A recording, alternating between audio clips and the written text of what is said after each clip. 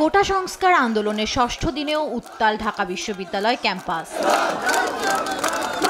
বেলা ৩টার দিকে কোটা বিরোধী আন্দোলনে ঢাকা বিশ্ববিদ্যালয় শিক্ষার্থীদের সঙ্গে যোগ দেয় বিভিন্ন প্রতিষ্ঠানের শিক্ষার্থীরা। কেন্দ্রীয় লাইব্রেরির সামনে থেকে মিছিল নিয়ে বুয়েট, ইডেন, হোম ইকোনমিক্স ঘুরে শাহবাগে জমায়েত হন আন্দোলনকারীরা।